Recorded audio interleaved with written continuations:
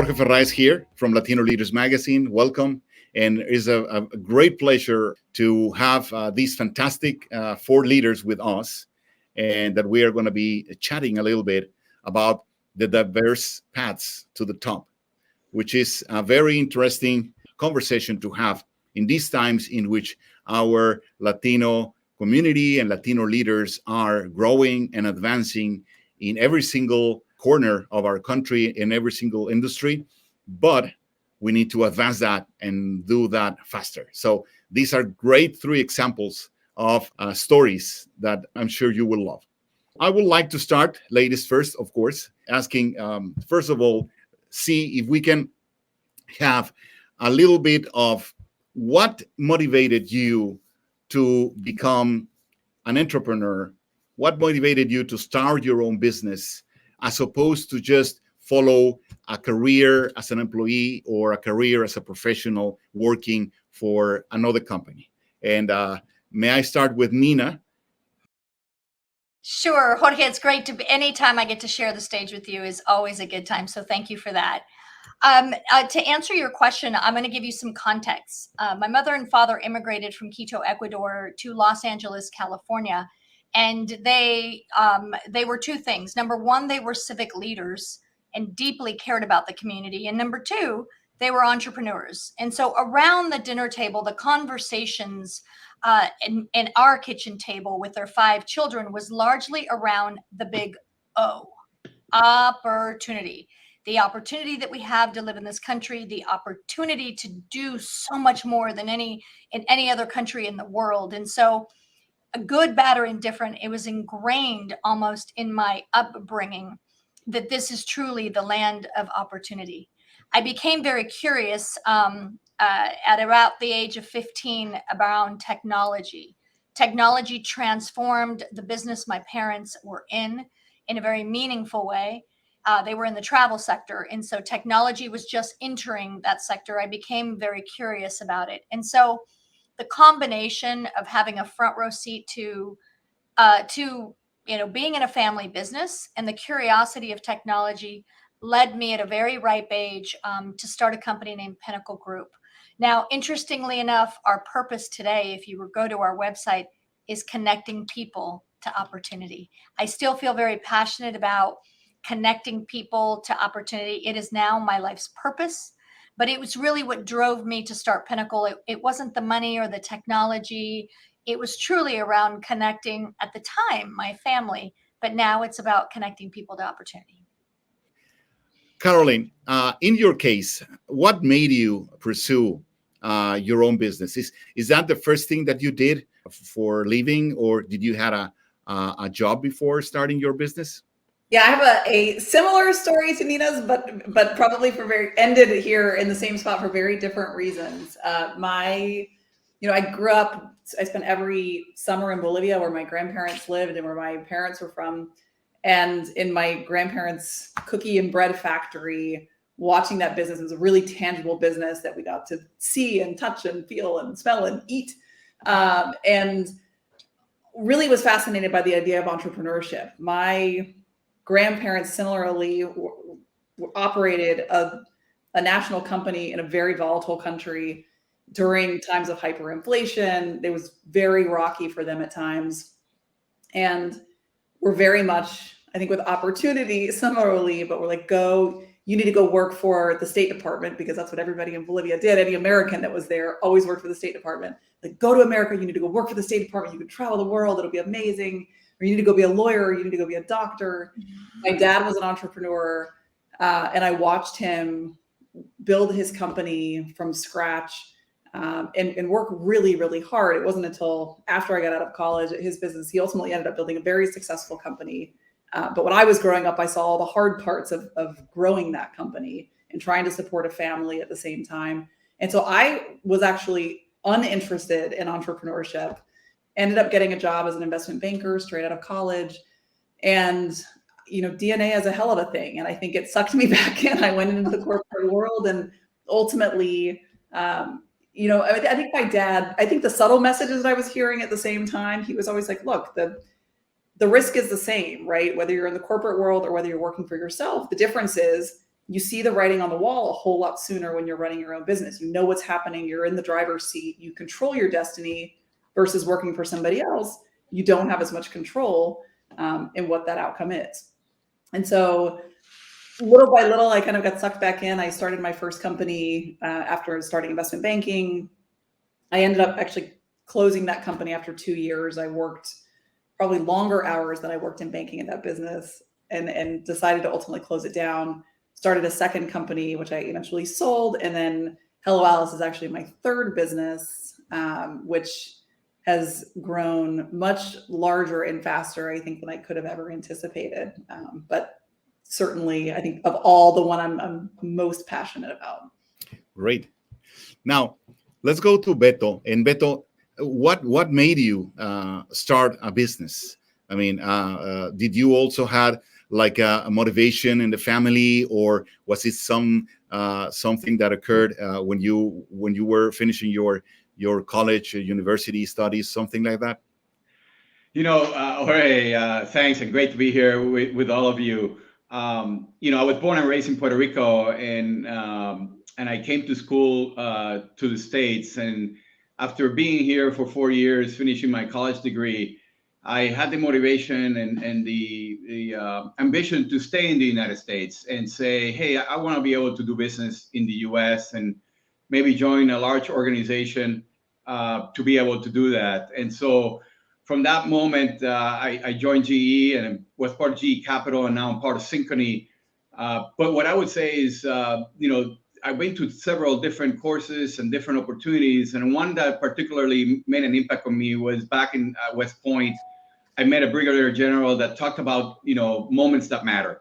And she really brought forth what have been those experiences that really made a difference for you, situations that stuck with me over the years and really made an impact on it. And when I think about that, I think of the upbringing of my parents in terms of an importance of an education, an importance to go to college, an importance to be good at something that you want to be passionate about, and to being able to have mentors like Margaret Keane, who was one of the very few female leaders of a major bank. And she just recently retired in 2021 from Synchrony. And she was able to kind of help me along the way in terms of bringing forth and being able to be part of the team and being at the seat of the table and taking advantage of being there as I grew in my career. And so from that standpoint, I've had a lot of people around me that have definitely have influenced me, has helped me along the way in terms of growing in corporate America, in my example. Now, I would like to start with open questions and see who would like to take answer. But one thing is to start a business, and another thing is make it successful, right? You can have the greatest idea in the world, and you can have even the best investors in the world with a lot of money behind you, and you can still be a failure. There is also the known or the sense that sometimes in the Latino community, we have a lot of business entrepreneurs and business owners, and not all of them are business owners or entrepreneurs because they wanted to, but it was because they needed to, because there was no other option but to start some small business to be able to maintain yourself and your family. So I would like to ask to the three of you, how did you manage to find that concept that you thought was going to be successful? I mean, Nina mentioned that she loved the technology area and the technology sector.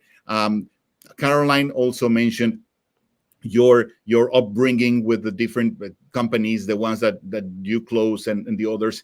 And Beto, you just mentioned also the experience and the let's say the exposure that you had with the financial community and the financial. So, but at what point you had that idea that you said this really could work as a business that I can grow and I can expand? I don't know who wants to take that answer. Yeah, I'm happy to jump in on that one. I mean, my first company, I think, was just the polar opposite of the corporate world that I started in. And I did it because it felt like the natural thing to do. I was always been surrounded by entrepreneurship. After that company failed, and I feel like I always say my superpower as an entrepreneur is that I've been on both sides of the table. I've seen it fail, I've seen it succeed. And I realized how close you are to either side of that at any point in this journey. My second company was a need to prove to myself that I could do this. And it actually had very little to do. It was a company in the digital media space. It was not that I was so compelled to the business. It was more I was compelled to prove to myself. I sold that company at a great time. I think it was, I had sort of run its course. I'd proven I could build a successful company, sold it. I felt like I could close that chapter. Hello Alice for me was purely driven by a need to help business owners succeed. And it was something because I'd experienced that closure of a business and the failed side of entrepreneurship. And I realized how absolutely devastating that can be financially to somebody. Here I went from having these great investment banking bonuses to being in debt, to not being able to pay my mortgage, to not knowing how I was going to buy groceries the next week, and realizing what a complete, what a devastating experience it can be to go through that as an entrepreneur. And I was fortunate and that I could pull myself out of that. I had a home that I could sell and I could extract some money out of, and there were things that I could do to fix it. But a lot of people aren't that fortunate and don't start off in the same place that I started out. And so I wake up every day with Hello Alice so driven by this mission to help people avoid that journey, to help them figure out what are the best paths. How do they decide if it's not working? How do they make those decisions faster? If it is working, where do they invest the resources that will help them grow most effectively? And I think for any future business that I will ever have, I think this is certainly my life's work. But I would say being so driven by the mission is critical to keep that motivation and excitement and passion going for many, many, many years. Mm-hmm. Anyone else? Jorge, I may comment. We as Synchrony went IPO'd back in 2014, and we kind of, Carolyn, we call ourselves an 80-year-old startup from that standpoint. And what I would comment for those of you out there that are continuing to develop yourself is not stop doing that. I think one of the things that I have noticed, Jorge, is that I have to reinvent every year and kind of step up to where we're going as a business leader, but also as an organization. And for me, I remember maybe over 25 years ago, I read an article on, I think it was Forbes or Fortune, that the title was Dead at 40. And basically, in a nutshell, what it was is people stop learning at 40 years old and they derail their careers. Mm-hmm. And when I read that, it created a big impact on me of saying, I want to be as far away as possible from not doing that. And the opposite of that was, okay, I got to continue to be learning. I have to have lifetime learning. And that doesn't mean going to a training course or doing what the company tells you to do, or a small company being able to do that. It's actually taking responsibility for yourself to be able to educate yourself, train yourself, and learn yourself, and have the courage and the kind of the ambition of making sure that you're keeping yourself up to date and being able to continue to be an opportunity to learn, to put yourself in an uncomfortable situation to lead. And I think that's one that I think is important for all of us to embrace, because the marketplace continues to change year after year, and you cannot be doing the same things that you did last year in order for you to step up the bar and kind of increase what you're going to do in the following year. And you have to do some things differently. And the way to do that is to innovate, to learn, and actually putting them into practice. Mm-hmm. I just love that sentiment, Beto. He is so right on the money. Jorge, you started with the statistics of Latino-owned businesses. Today, there are 5 million in America. Less than 10% are over $1 million. We have proven that we could start businesses. The real key is on that scale. Can we scale those businesses? And what I have learned in the last 27 years in scaling to different levels of the company. Pinnacle started on my apartment living room floor. Today, we're a global company. We're the largest Latina-owned workforce solutions company, serving the Fortune 10, Fortune 100, Fortune 500 companies. And so the complexity of building a business has offered me some insight into the different business cycles. And what I'm appreciating about what Beto said is along the way, I can package it into a quote that I learned and I live by. And that is, he who looks outside dreams, but he who looks inside awakens. And when I look at, I reflect on our 27 years in business and all that we've achieved and everything that I've done, I know that I am not the same human. I'm not the same person that I was at 25 years old when I had nothing to lose and I started a business. And so the invitation is really to look within yourself. When you talk about advancement to the C-suite, when you talk about scaling a business, you cannot miss the opportunity to look within and ask yourself, what can I be doing every day to chase the best version of myself? Now, I want to go back a little bit to the origin of this chat in terms of if we are now being seen by entrepreneurs that want to start something, they want to find a business niche to not only start their business, but as you mentioned, Nina, to be able to grow that business, to scale it up to a level in which we really are starting to transform our environment, our community.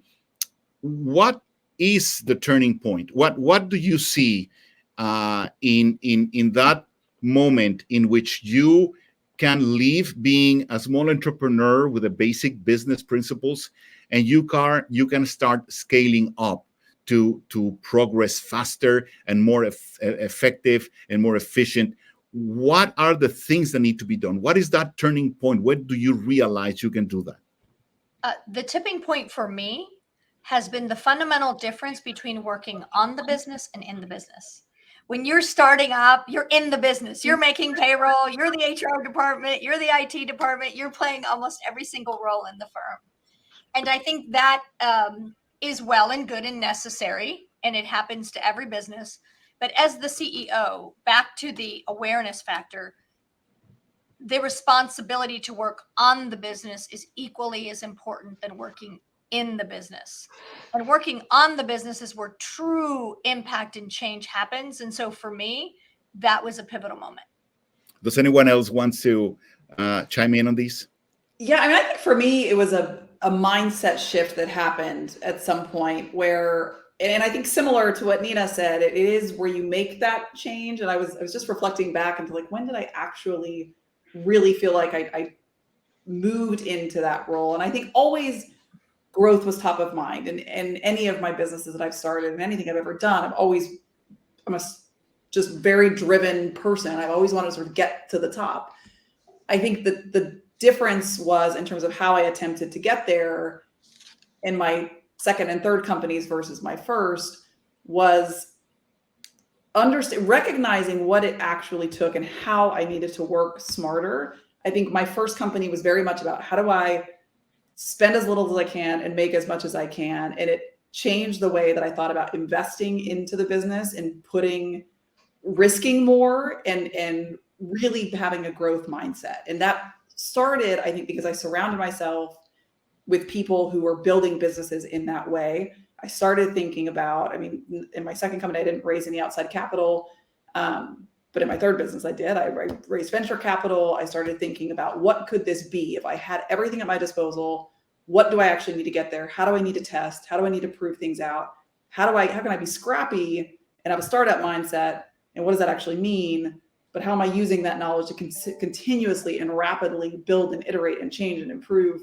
And I think it was a very different mindset, but a lot of it had to do with the networks that I injected myself into that I even became aware of because I didn't have that world, any exposure to that world before. Mm-hmm. Those conferences that I went to, it was people that I surrounded myself with. It was the questions that I was asking. It was how much I exposed to my network and just started asking people. I feel like this curiosity sort of opened up where I wasn't afraid anymore. I think after that first company failed, I had no fear. And I think that was what changed everything for me. Jorge, I would add a couple of comments on this. Like what I would say in a large organization, we make bets and we may shift certain resources a certain way. We do specify certain things that need to occur over a course of time that I call it like, are those going to give me a light at the end of the tunnel? Can I begin to see kind of the light at the end of the tunnel in terms of some of the unknowns that I'm placing here or placing certain bets? And so the tougher part on that one is if you don't see the light at the end of the tunnel, you better like be able to say no and move on and say, okay, I'm gonna quit that, but I'm gonna go after this because I have a greater chance to be able to see the light at the end of the tunnel. And once I begin to see the light at the end of the tunnel, then it's making sure you surround yourself with the best people, making sure you have a combination of people that can kind of drive that and scale it and do all the things. I think you have to specify a little bit of where you're going to call it failure and where you're going to call it like success or possibility for success, and be really disciplined and rigor to actually be able to say like, I think I need to move on and kind of quit that. And that's difficult to do. Difficult to do as an entrepreneur, small business owner, and also in large organizations. I would like to ask you, the three of you, to share with us what has been the most difficult thing or task to do to grow your businesses to success. What has been the most difficult for you in terms of, maybe the thing on you have invested more time or more money or more resources or more headaches, however you want to see it. What has been the most difficult aspect of growing your business? People. I'll say the greatest gift to my business and the most stress in my business. I think learning with people where to let go and where to dig in, and finding that balance along the way of trusting. I think I have learned over the years to trust my gut when something feels a little bit off, dig in, ask the right questions, make sure like getting myself comfortable with something. Because I think I've erred on both sides of letting go too much, but also trying to hold on too tight. And I think finding that balance, and it changes at every phase of the company in terms of what that actually looks like. But I would say that's been probably the biggest learning for me along this journey. Okay. Next, Nina, maybe? Oh, man. I I was thinking about your question. I feel like the most difficult is my own personal insecurities. I have to be, that has been, I feel like I've been chasing the best version of myself, and that is a hard thing to do year after year after year after year.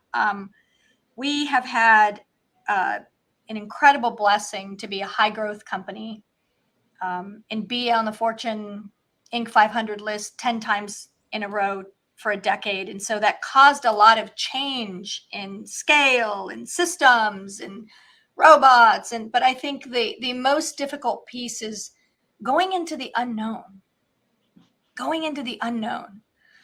When we started going global, we opened up Mexico, Chile, and Argentina. We've never been there. Last year we opened up an Indian entity, and I've never been to India. Like going into the unknown and trusting that you just, not only do you have to have the right people, but what I'm learning is they actually have to be in the right seat. Yeah. And some people are the right people, but they've been in the wrong seat. And so that awareness and that challenge to yourself of, getting past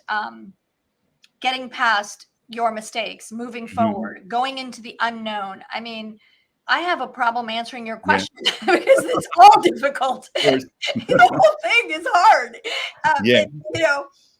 We do hard. Pick your heart.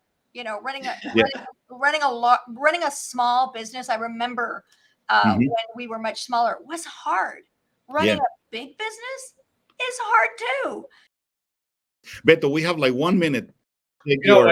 What I would say in terms of Carolyn and Nina, I'm with you in terms of there is a lot of difficulty where it's small business, large corporation.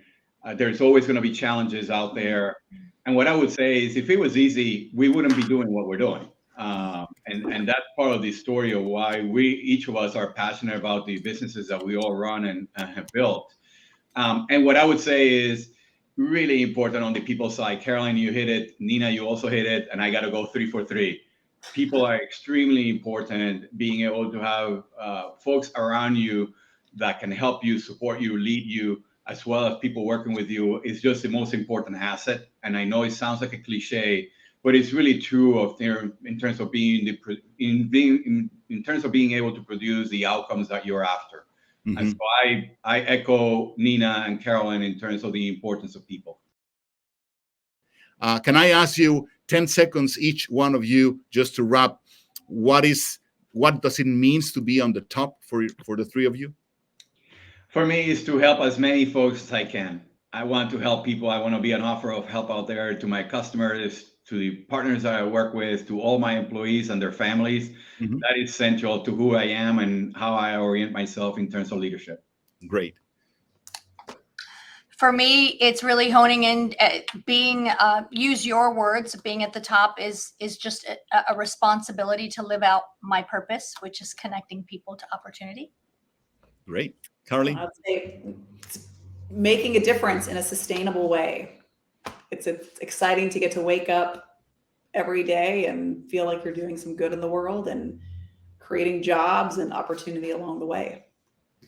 All right. Well, I feel very fortunate to have had the opportunity to talk to all three of you, as a storyteller and a collector of stories of success of Latinos. I feel privileged to talk to people like you and listening to these stories. I think you're an example. Congratulations. And I think that the audience that has been listening and viewing this panel will have a great value of a takeaway to reflect and to think. So thank you again. Thank you very much. And we'll see you soon. Thank you very much.